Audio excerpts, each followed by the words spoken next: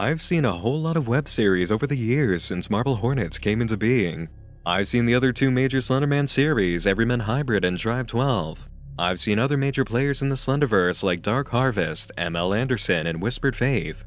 I've seen a lot of series, from things I haven't covered or mentioned, to things that just don't measure up to the quality bar set for my recommendations to viewers. And through the original hit Slenderman web series, the well-known inspirations, the clones in disguise, and the obvious knockoffs, there's one man who has seen them all, memorized their workings, and lived in their world. His name is Stan Frederick, and his video diary is the best commentary on horror web series, Slenderman, and anything mixing the two you could hope for. The premise behind Stan Frederick is taken straight from an origin that works flawlessly for the approach taken in the series. In 2012, as a 16-year-old film student, Stan attempted to record a behind-the-scenes series for a movie he was making. Film student project, odd-looking man shows up in the footage, things go horribly wrong. Yeah, you guys know the deal. So does Stan, who recorded his experience with being stalked by the Slenderman for quite a long time. Now, 4 years after a whole lot of camera distortion, intimidating video messages on YouTube, and coughing up blood, Stan is ready to take his new station in life and do something with the knowledge obtained from the whole ordeal. My name is Stan Frederick. I'm 20 years old, and I'm sure this is very confusing to some of you that have been subscribed to my YouTube channel since 2012.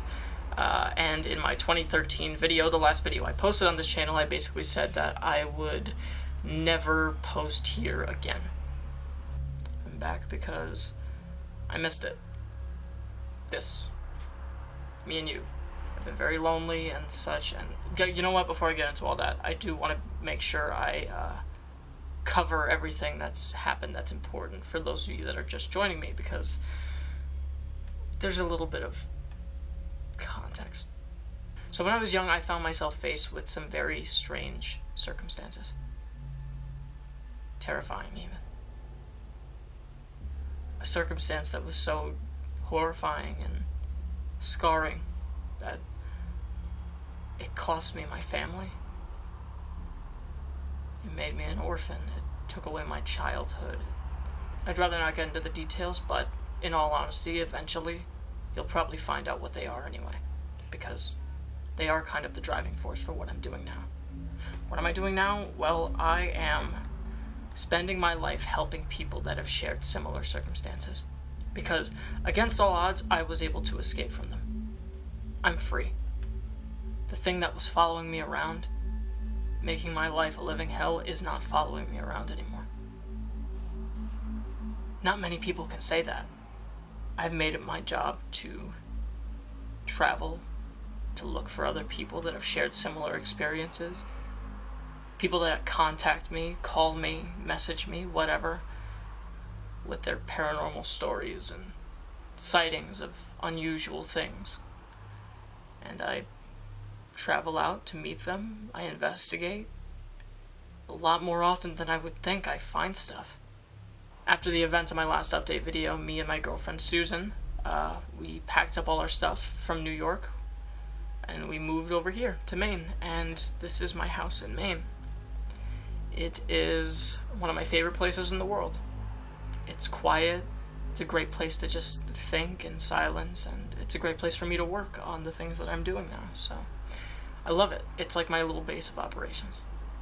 Yes, true to form in most Slenderman series or other paranormal event stories, our main character is an orphan who lost his family to evil and at the old age of 20 happens to own a home. But already, the writing behind Stan is fully aware of what you're thinking and pokes at the Slender series trope in a subtle way, showing Stan introducing viewers to his new home with a date of recording included in the footage. He also ends the video with a perfect choice for a classic series character statement. And you know, I figure, even for the people that think that these videos are fake, because why wouldn't you? Why not? This could be some quality entertainment for you. And for everyone else that knows the truth, it'll be like watching a documentary. From here, Stan takes us on his journeys investigating cases of ordinary people meeting extraordinary oddities. Info from the video description and a comment let us know exactly why Stan feels comfortable about it. So, this is a pretty decent summary of what I've been doing since 2013. The simple life of a signal disruptor. That's the thing I call myself. Signal disruptor. Cliché, but I like it. I was considering guy that can literally not be physically affected by anything supernatural anymore, but I felt that didn't quite roll off the tongue as much, don't you think? This is an exchange that's meant for some lighthearted humor, of course, but is just as telling about the status of our character. Stan has grown a sort of immunity to paranormal creatures, or enough of a resistance to feel safe about doing this for a while. In this video, Stan finds himself going up against the man in the suit again to help a stranger and his family rid themselves of an early Slenderman haunting. Ordinarily, I'd play a sample of the encounter for you, but seeing this for yourself, unspoiled, is one of the most rewarding things a longtime Slenderman series viewer can ever bear witness to. I am never going to forget how much I loved seeing it the first time, and then replaying it, over and over again. Do yourselves a favor and watch video 2, just your average investigation. Even if you don't end up following the series entirely, you owe this to yourself. After helping the man with his issues, Stan moves on to his next case, which involves staying in a hotel where the homage to one of the big 3 Slenderman series is perfect.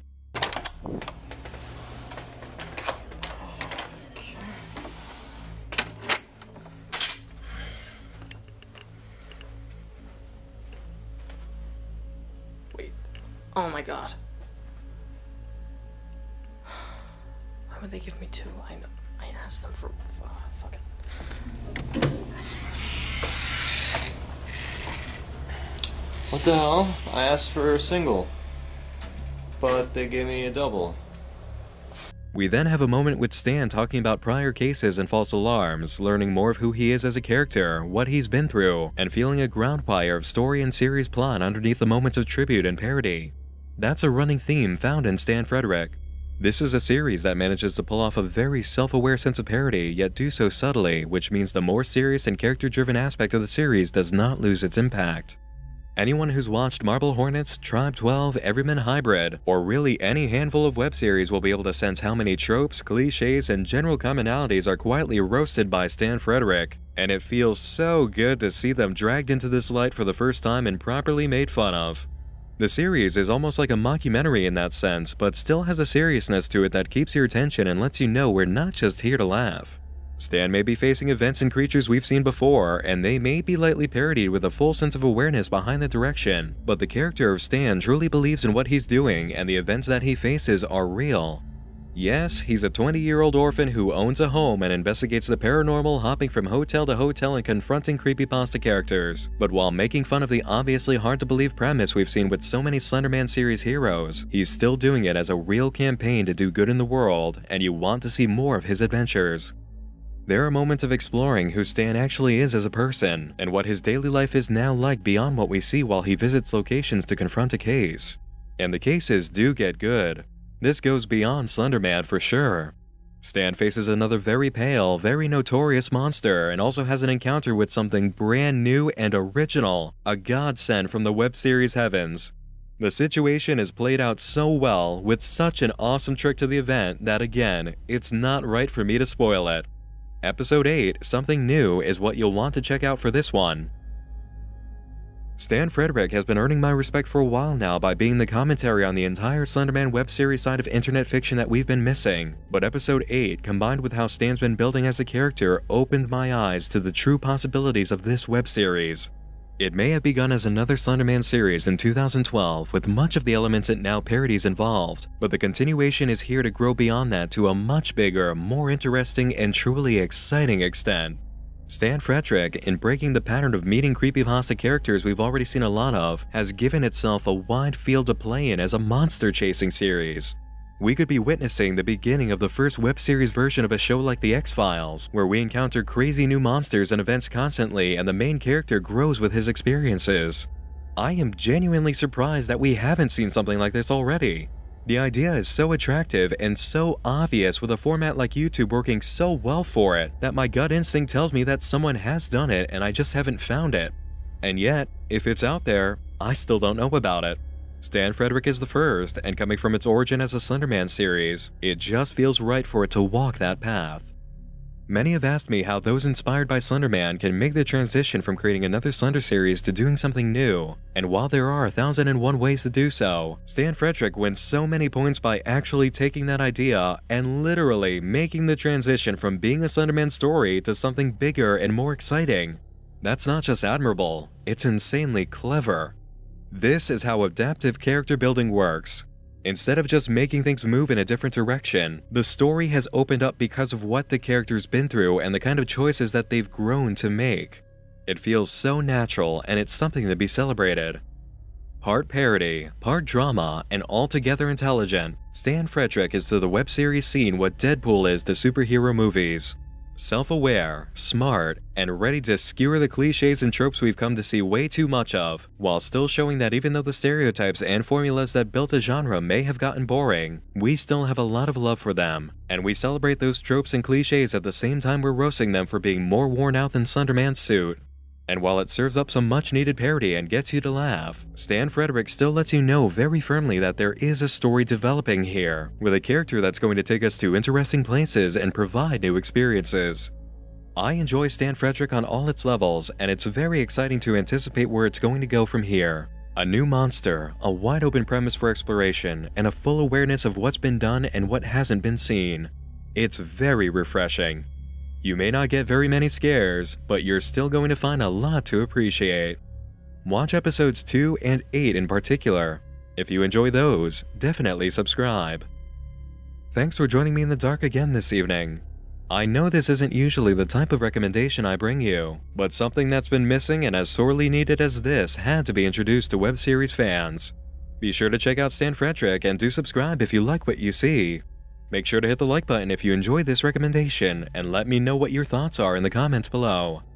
Once more, I'm Nick Nocturne, and like the man in the suit who just can't get enough of interrupting film projects, I'll be seeing you again real soon. Sleep tight.